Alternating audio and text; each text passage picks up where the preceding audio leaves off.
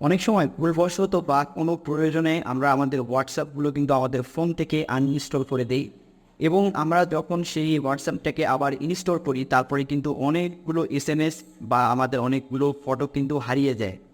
তো আজকের এই ভিডিওতে আপনাদেরকে আমি দেখাবো কিভাবে আপনারা আপনাদের হোয়াটসঅ্যাপের ফটো বা এসএমএসগুলোকে আপনারা ব্যাকআপ রাখবেন। এই ব্যাকআপ রাখার পরে যদি আপনার ফোনটি হারিয়েও যায় তারপরেও কিন্তু আপনি আপনার হোয়াটসঅ্যাপের ছবিগুলো এবং এসএমএসগুলো আবার ফিরে পাবেন। তো জানতে হলে আজকের এই ভিডিওটি পুরোপুরি দেখুন, আর পুরো ভিডিও জুড়ে সাথে আছেন মেহেদি প্রো মোবাইল একাডেমি প্রো।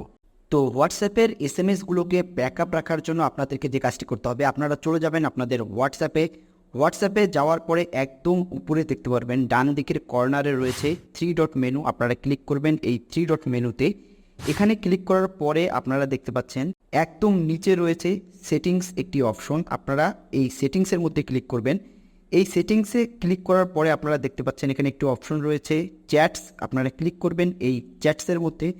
এখানে আসার পরে আপনারা দেখতে পারবেন একদম নিচের থেকে 2 নম্বরে রয়েছে চ্যাট ব্যাকআপ। আপনারা ক্লিক করবেন এই চ্যাট ব্যাকআপে ক্লিক করার পরে আপনারা একদম নিচে দেখতে পাচ্ছেন 2টি অপশন রয়েছে। এখানে প্রথমটি রয়েছে ব্যাকআপ টু গুগল ড্রাইভ, অর্থাৎ আপনারা গুগল ড্রাইভে ব্যাকআপ করতে হবে, এবং দ্বিতীয়টি রয়েছে যে গুগল অ্যাকাউন্ট নন সিলেক্টেড, অর্থাৎ এখানে কোনো গুগল অ্যাকাউন্ট সিলেক্ট করা নেই।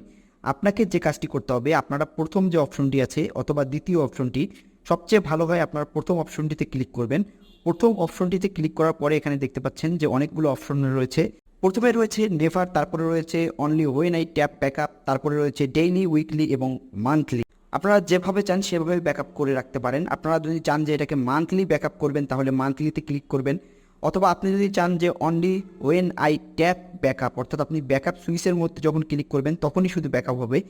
যেভাবেই চান না কেন সেভাবেই এখানে ব্যাকআপ করতে পারবেন। তো আমি চাচ্ছি যে এটি মান্থলি ব্যাকআপ রাখতে, তাই আমি এটা মান্থলিতে ক্লিক করলাম।